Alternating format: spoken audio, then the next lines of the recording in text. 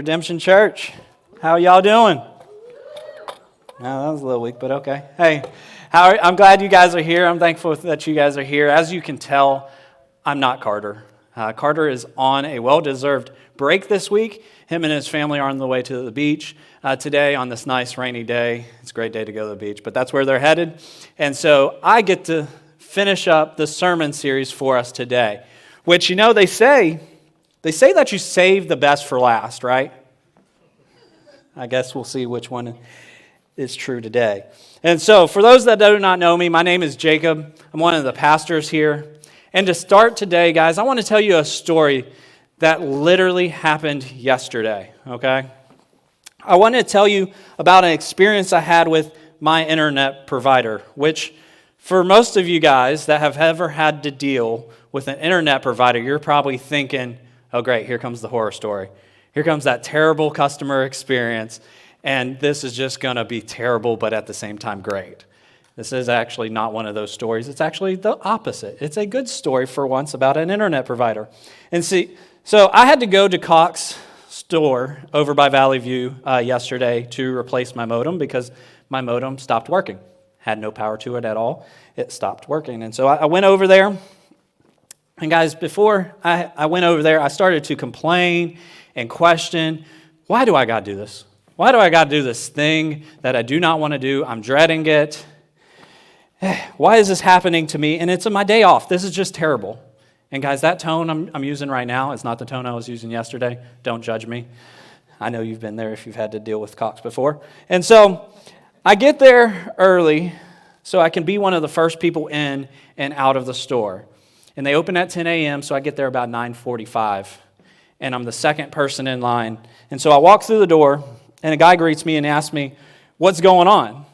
And so I tell him, hey, I need a new modem. The power's not working. I've already talked to somebody online and all that. And so he said, cool, come with me. We go to his computer.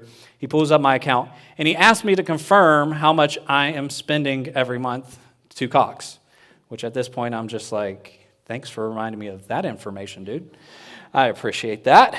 And I start thinking, here we go. This dude's going to start selling me some things that I don't need. But he looks at me and he says, hey, man, I can get you faster internet for less money with upgraded equipment. I look back at him. I wish I could have seen my face at this point because all I could say to him was, yeah, let's do that. And so, guys, he rings everything up. He gives me the equipment. I walk out of the store at 10:06 a.m. I was literally in there for 6 minutes, okay? Just incredible. It was the best experience in an internet provider store I've ever had. Maybe anybody's ever had. But I got in my car and I started to drive away. And it really got me thinking about how many times is it like that in my life with God? You know, circumstances happen. And I start complaining and I question, why is this happening? All the while, God is just patiently waiting and saying, I know the plans I have for you. I'm right here and I'm for your good. Just trust me. And so that's what we're going to talk about today, that God is working on our behalf for our good. And what we have seen through the life of Abraham is that God is for us, not against us. And that is the main point for today. If you're a note taker, it's that God is for us, not against us. Because his will is that we would prosper, not wither and worry through this life. I mean, Jesus himself said, I have come to give you life and have it abundantly. And as we can see in stories like today, not just the New Testament, but in the Old Testament, in stories like today, that God is for us. He wants us to prosper. Now, that prospering may look a little different than we envision. It may not be exactly the way we want, and we're going to talk about that a little later. But for now, let's take a look back at what God has been doing through the life of Abraham and how he has shown himself faithful over and over again. Let's see how quickly I can do this. Probably not pretty quickly. So we started in Genesis 12 about 8 weeks ago, where we see Abram and Sarai. They're living in their home country, and they are comfortable. They have wealth. They have family around them to support them. But they have no children of their own because she was barren, which that means a little bit different back in their context than it does in today's context. It would mean two things for Sarai and her family. It would, one, mean that there was shame upon her and her family. And the reason why was because being a mother was viewed as the primary role for women. And people believed in that time that if you could not have children, it was because God had cursed you for some sin or wrongdoing in your life. And then the second thing it meant that there was no future or legacy, because no kids means no continuation of the family. And so this is where Abram and Sarai are. They are living comfortably but in shame and without hope for the future. But God shows up and tells Abram to trust him, and God promises to bless Abram by making a great nation from Abram's lineage. So they pick up and leave, and God tells them to set up shop in the land of Canaan.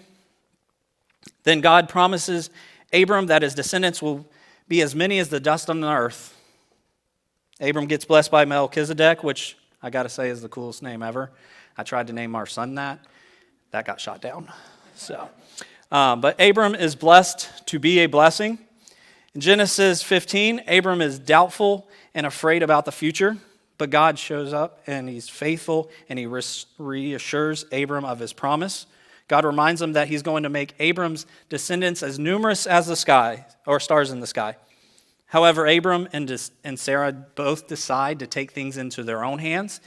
They decide to use their servant Hagar for their means to have a child. And they either forget about God's promises or they just don't care and they give in to wickedness. But God protects Hagar from their wickedness. And again, we see God confront Abram and shows him grace by continuing this covenant or promise that he has made with him. And Abram and Sarai, they both get new names, Abraham and Sarah. And Abraham is promised offspring that will make up nations, that kings will come from this nation. He's promised land. They're promised a son, and his name is to be Isaac. And on top of all that, he's promised that he gets to remain with God forever. All pretty good promises, right? You'd think they'd be like happy and all after this. But what we see right after this is we see Sarah laugh at God, which is probably not the smartest move, but she does. And she does it because she believes that she is too old. And then in Genesis 20, Abraham lies to a king about Sarah being his sister for the second time. And he does this because he is afraid and isn't trusting God to take care of him. But God still protects him. And then we finally see this promised offspring born. And after a while, God tests Abraham's faith by asking Abraham to sacrifice Isaac. And Abraham finally trusts God, and God provides a ram to be sacrificed. Then we see the death of Sarah in Genesis 23, and Abraham mourns her death. And I think through mourning her death, Abraham starts thinking about his legacy, about that promise that God made him to make his descendants as numerous as the stars. Which brings us to today's passage, Genesis 24. And for the rest of today's sermon, we are going to talk about Abraham sending his servant to find his son Isaac a wife, which is very interesting. This isn't how I found a wife. It's probably not how most of you found a spouse. But this is the way they did it back then, and it's still done in many places in the world. Isaac and Rebekah is the next step in the story. Abraham's story continues through his descendants. And so today, I'm going to walk through the passage. We're going to make a couple observations, and then we will end today with one big point to walk away with.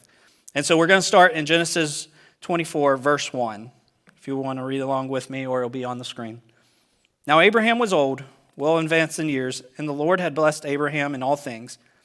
And Abraham said to his servant, the oldest of his household, who had charge of all that he had, put your hand under my thigh, that I may make you swear by the Lord, the God of heaven and God of the earth, that you will not take a wife for my son from the daughters of the Canaanites, among whom I dwell, but will go to my country and to my kindred, and take a wife for my son Isaac." The servant said to him, "Perhaps the woman may not be willing to follow me to this land. Must I then take your son back to the land from which I came?" Abraham said to him, "See to it that you do not take my son back there. The Lord, the God of heaven, who took me from my father's house and from the land of my kindred, and who spoke to me and swore to me, 'To your offspring I will give this land,' he will send his angel before you, and you shall take a wife for my son from there. But if the woman is not willing to follow you, then you will be free from this oath of mine. Only you must not take my son back there." So the servant put his hand under the thigh of Abraham, his master, and swore to him concerning this matter. So let's just pause there for a couple minutes. The first observation that I would like to point out is that Abraham is old, but he is also engaging in the promise. And the reason I point this out is because a lot of times when death is near, when we're near the end of our life, we start to think about the future. We think about what we're going to leave behind, our kids, inheritances, what people think about us, what we've achieved, how we've helped people. It's our legacy, right? And this is where Abraham is. Sarah just died.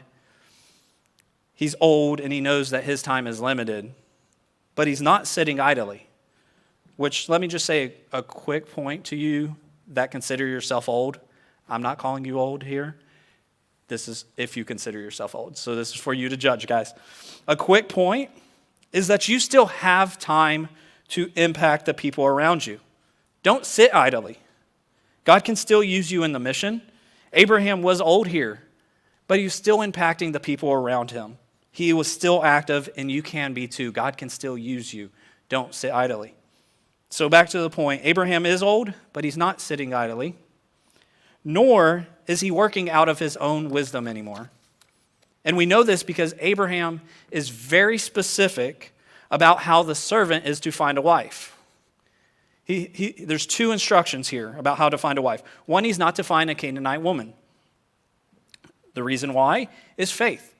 Because the Canaanites did not believe in the true God. They did not have faith in God. And this is a story about bringing a people into the family of God. It's about a people of faith. And then two, the servant is to go to Israel and bring an Israelite woman back to the land of Canaan. And why? It's because of the promised land. This is about bringing the girl into the promise, not about going backward into comfort and security. So it's specific, and it goes back to, does Abraham believe that God's promises are true and good? Which I would argue here he does. I mean, even when the servant asks, well, what if this girl won't come back with me? Abraham responds by believing the promise that was made to him by God. He's trusting that the Lord is going to provide. He's following the instruction. He believes that God is for him, not against him. And he's not fearful like we've seen in the past with Abraham. He's leaning into the promise and acting out in faith that the ways of God are true and good. And so a quick question for us today is, do you believe that God's ways are the best ways? Are you leaning into the promises of God, or are you leaning into your own understanding? Just some questions to help you gauge which side you're on. Are you honest and open with the decision-making in your life with Christian community? Discipleship happens in community. In your community groups, are you vulnerable and honest with others? Because if you're not, that's a good indication that you're leaning on your own understanding. How well do you suffer? Does suffer draw you closer to God or further from God? Do you get angry? Do you question why God would allow this circumstance without even ever going to prayer with him? If so, that could be an indicator that you're leaning into your own understanding. So that was my first observation from this section. My second is the whole hand under the thigh thing, right? And when I read those guys for the first time, I got the basics of what's going on, right? And even if this is a little awkward, we need the whole picture to really understand what the meaning of this chapter is. And the basics is that Abraham is wanting his servant to make an oath to him that he will find a wife for Isaac. But there's a little more here to this than that. Like, for instance, why the thigh? Why do you have to put his hands under the thigh? Like, why couldn't he give a handshake? Or make an oath in writing? Maybe a hug? Like, I feel like that's a viable option, right? Like, give a hug, yes, I'll do this for you, kind of thing. But he didn't. And that's because there is meaning even in the placement of the hands under the thigh, which to me speaks to the meaning of this chapter. When Abraham says, put your hand under my thigh, he does not mean just like the tips of the fingers under the outer thigh. No, Abraham is saying to a servant, hey, come in here. I got a mission for you. But before you go, put your hands here. He is saying, put your hands up under my thighs. Guys, in today's culture, this is a good way to get arrested. Okay? It's an HR nightmare. So if you're a boss, do not do this. Okay? In saying, put his hand under the thigh, the author is using a little bit of a euphemism. By put your hand under my thigh, he meant, well, exactly where you think he meant. And before you think I'm just being crude or making things up, most scholars actually say it was a bit more graphic than what we even think. One Hebrew commentator said this. He said, the thigh is a euphemism for the genitive organ upon which the sign of circumcision was also placed. And so Abraham did this because he wanted to let the servant know that this mission is about offspring. This is about the promise that God made to Abraham. What I'm sending you on is about offspring. It's not just about my son's happiness. It's not about just doing what I tell you to do. It's about descendants that outnumber the stars. It's important. So I do not want you to forget it. So put your hands here and make an oath.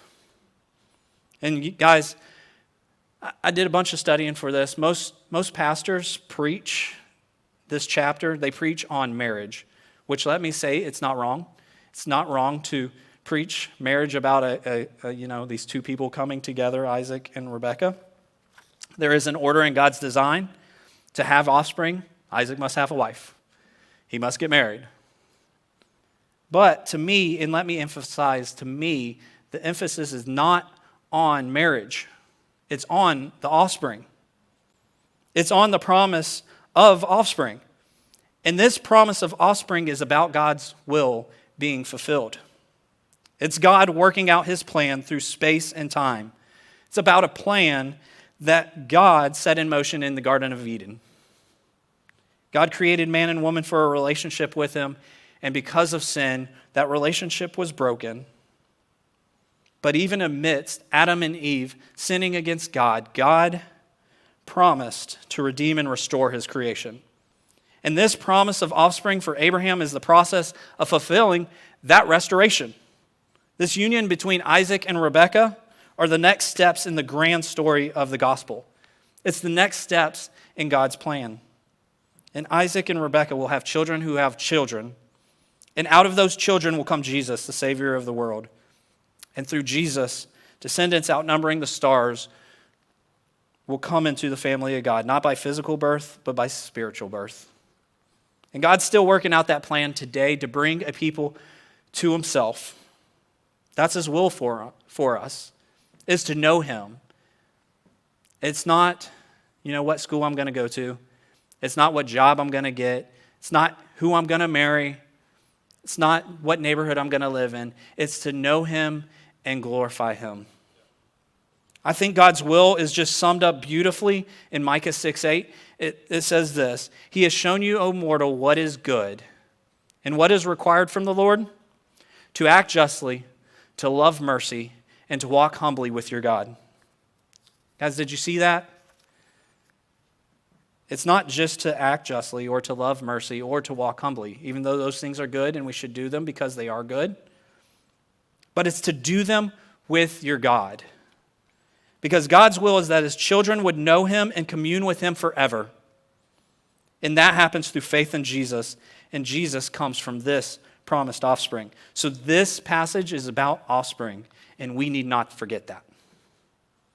I know that's a lot for what seems a little detail about a thigh and an oath, and I wish I could sit here and keep going because there's a whole lot more we could say about that, but I have 57 verses to go, and so we got to move on.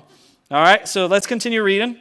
There's a lot of verses, so stick with me. We're going to read verses 10 through 28, and it says, "Then the servant took 10 of his master's camels and departed, taking all sorts of choice gifts from his master, and he arose and went to Mesopotamia, to the city of Nahor.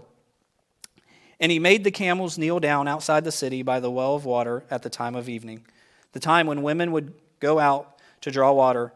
And he said, O Lord, God of my master Abraham, please grant me success today and show steadfast love to my master Abraham. Behold, I am standing by the spring of water, and the daughters of the men of the city are coming out to draw water.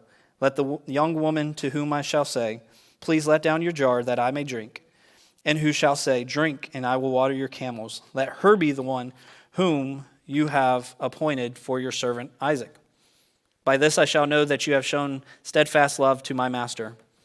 Before he had finished speaking, behold, Rebekah, who was born to Bethuel, the son of Milcah, the wife of Nahor, Abraham's brother, came out with her water jar on her shoulder. The young woman was very attractive in appearance, a maiden whom no man had known. She went down to the spring and filled her jar and came up. Then the servant ran to meet her and said, please give me a little water to drink from your jar. She said, drink, my lord. And she quickly let down her jar upon her hand and gave him a drink. When she had finished giving him a drink, she said, I will draw water for your camels also until they have finished drinking. So she quickly emptied her jar into the trough and ran again to the well to draw water. And she drew for all his camels. The man gazed at her in silence to learn whether the Lord had prospered his journey or not. When the camels had finished drinking, the man took a gold ring weighing a half shekel and 2 bracelets for her arms weighing 10 gold shekels and said, please tell me whose daughter you are. Is there room in your father's house for us to spend the night? She said to him, I am the daughter of Bethuel, the son of Milcah, whom she bore to Nahor. She added, we have plenty of both straw and fodder and room to spend the night. The man bowed his head and worshipped the Lord and said, blessed be the Lord, the God of my master Abraham, who has not forsaken his steadfast love and his faithfulness towards my master. As for me, the Lord has led me in the way to the house of my master's kinsman. Then the young woman ran and told her mother's household about these things. Okay, let's just pause there again for a second. The first 9 verses, we see Abraham telling the servant about the task, the mission. Now we see the servant going to fulfill that mission. And in this section, there's 2 things I would like us to see. 1, the servant's petition, and then God's provision. You know, we see in the verses twice the servant goes to God in prayer. He makes a petition to God on behalf of the mission because the servant knows that he alone cannot fulfill the task set before him. It's a needle in the haystack. But he goes to God and asks. And then the Lord answers the prayer, and his response is prayer and praise. He rejoiced at what the Lord did and talks to God. This shows both a dependence on God and correspondence with God. He relied on God and had a relationship with God. It wasn't just a transaction for him. It was a joy to commune with God, a joy to talk to God.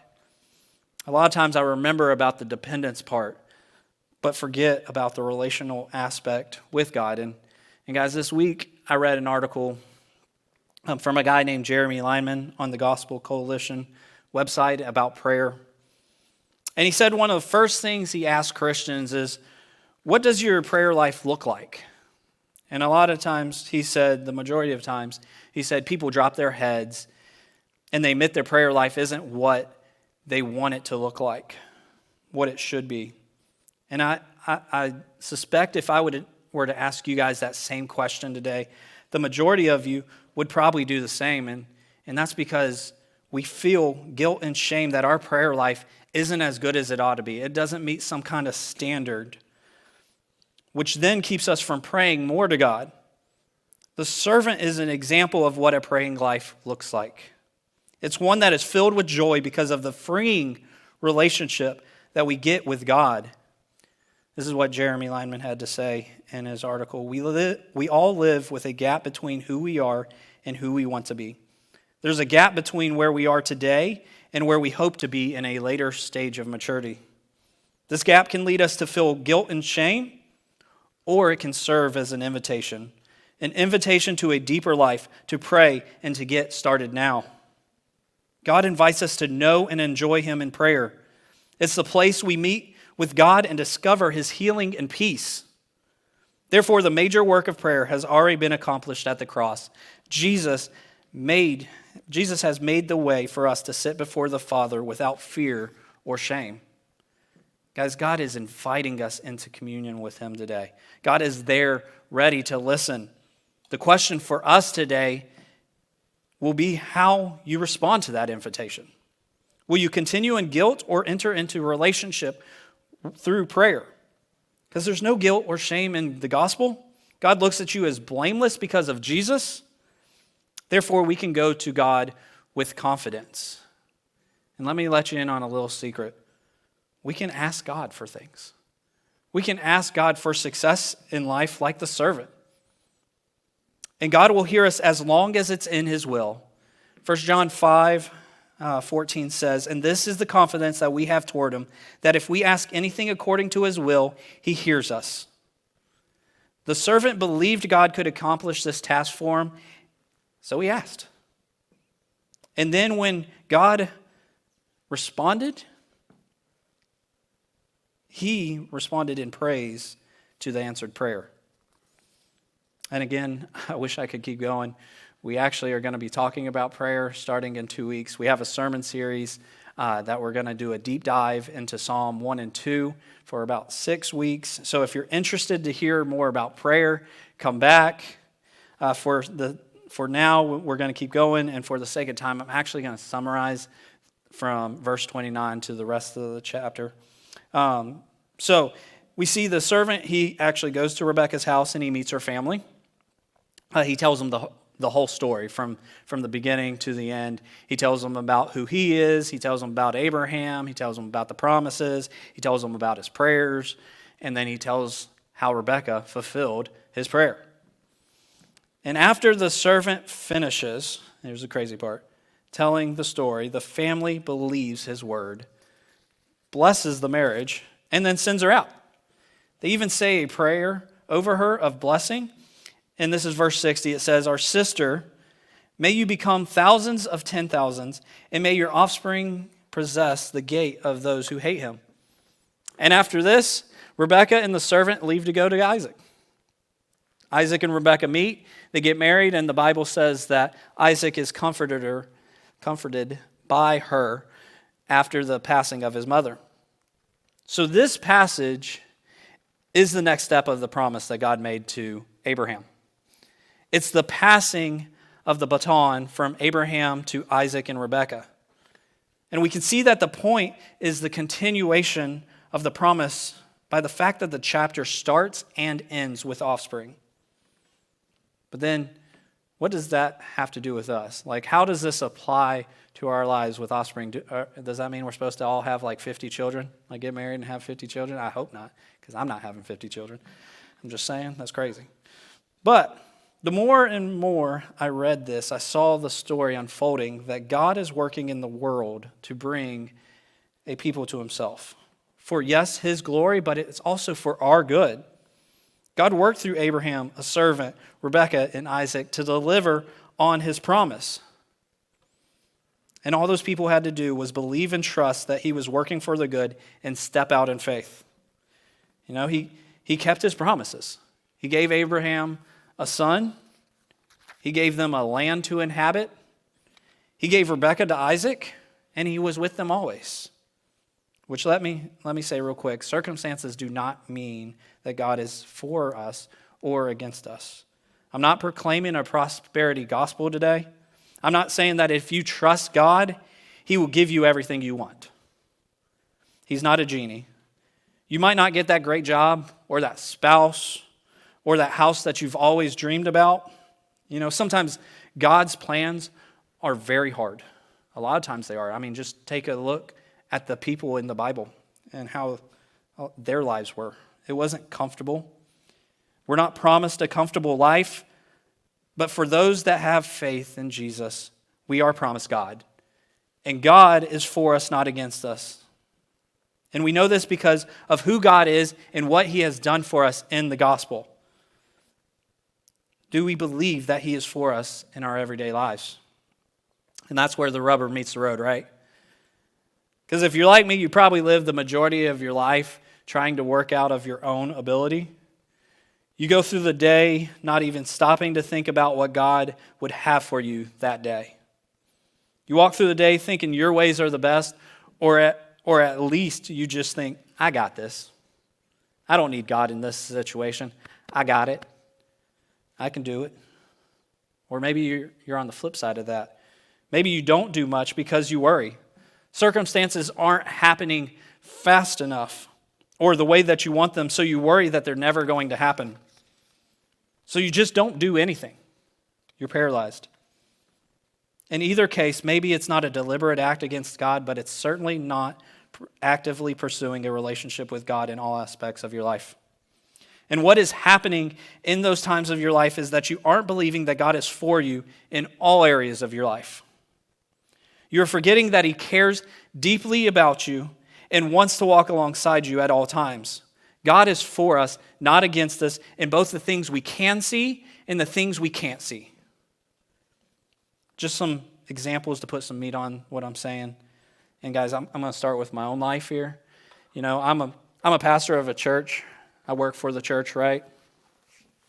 So I want to see the church succeed and grow. And there are days when we plan and execute, and the church doesn't grow the way I want it to. It's easy in those times to start to worry about the church closing because we didn't grow. It's easy to start to think that maybe God isn't going to bless this church and think that one day the doors will close if we don't do something. And when I do that, I'm believing that success is in a growing church and that I'm responsible for its growth. In those moments, I'm forgetting why I'm a pastor in the first place. I'm a pastor because there is a God that is for us, a God that sent His Son to die for a people and bring them into fellowship with Him, which is what makes up the church. And that He is Lord over the church, not me. He knows His plans. It's not up to me to grow the church. It's my role to steward the church, and it's up to Him to take care of the rest. Singles in the room. I want to talk to you guys for just a second. I know it can be hard to be single when you desperately want to find someone to be with. And it can be easy to believe lies about your worth when you are single. It's easy to question why you are single in the first place and question God's plans. I recently read an article from a lady named Elizabeth Woodson about 4 popular lies about singleness.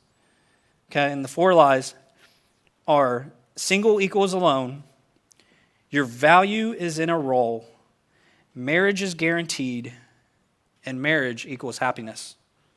And Elizabeth says in this article, and I want to just reiterate this back to you if you're single today, those are just straight out lies. Your value is not found in being married. It's not found in a spouse or that relational status of yours. It's found in being a son or daughter of God.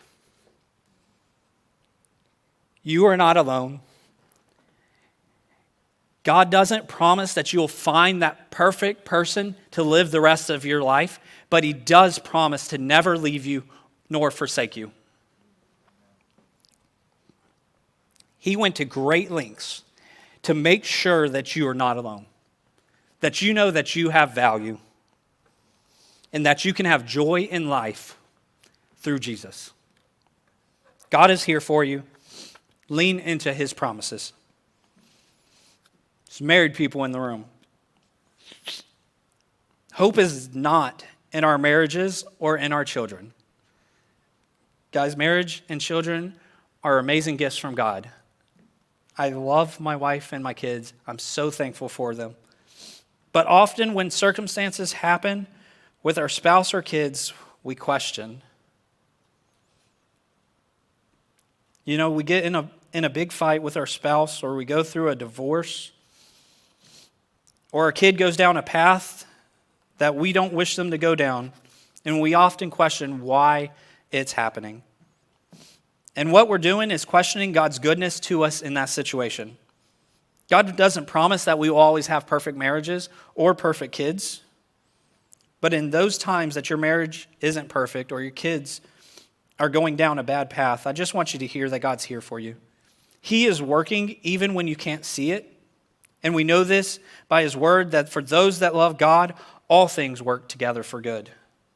You can have joy and peace even in those circumstances because you have God and he is enough. Amen. Lean into his promises today. God created humanity in order to have a relationship with us. But because we don't believe that God's ways are the best ways, because we don't lean into his promises, we go our own way. We have broken the relationship by our sin, and that sin is putting ourselves and our ways before God. What we have done is made ourselves God. But I love stories like Isaac and Rebekah because it shows the great length in which God has gone to restore the relationship with us. He is working in time and space to bring us back to him. The gospel doesn't start when Jesus showed up in Bethlehem. It started back in the Garden of Eden. And God moves throughout the history of humanity to bring about restoration between him and us. You know, we've been talking about the main point of this chapter is the offspring. It's not about offspring in general, it's about the offspring. From Isaac and Rebekah would come children who had children, and eventually a couple in this line of descendants named Joseph and Mary would have an offspring named Jesus. You see, all this talk about offspring is just to point us forward to the offspring that would pour out his life for us. Jesus is the offspring that would be born, and he lived the life that we were supposed to. He was perfect. He always believed that God's ways were the best ways. Even when they were hard, even when it would cost him his life. In the Garden of Gethsemane, Jesus knew that the time had come for him to take the punishment of the world upon himself. And he asked God to take the cup from him if it was in his will. But it was God's will that Jesus, this promised offspring, would go to the cross and take our place, to pay the price for our sin, to give us life, to give his life for us and die the death that we deserved. Guys, here in a couple minutes, we're going to sing a song called "The Cup Was Not Removed." The first couple of verses say the cup was not removed. He drank it all. See him hanging there where I belong. His tears were as scarlet, but there in the garden, the cup was not removed. We deserved punishment for going our own way, but God sent his beloved Son to take our place. The promised offspring came into the world. He lived, he died, and he rose again so that we could be brought into the family of God.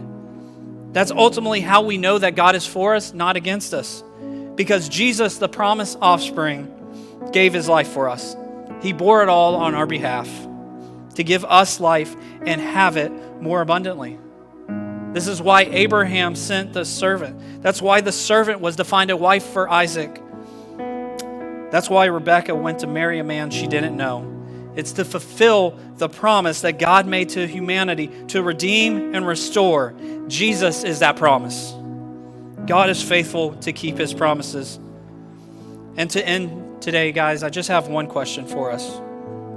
Do you believe that God is for you? Do you believe in the small things, in the big things, in the things that you cannot see? Do you believe that God is for us? Let's pray. Father, I just want to thank you for your grace. In no way do we deserve a relationship with you. We have gone our own way time and time again, but time and time again, you show up. I love the verse in Ephesians where it says, "But God, rich in mercy." Thank you for your mercy. Thank you for your love to us.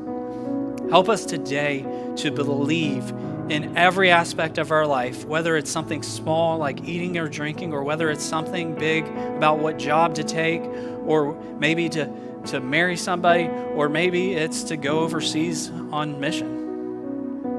I pray that we would just see your goodness to us and we would believe in your promises this week. Thank you for loving us. Thank you for your mercy. In your holy name. Thanks so much for listening with us today. We hope that it was an encouragement to you.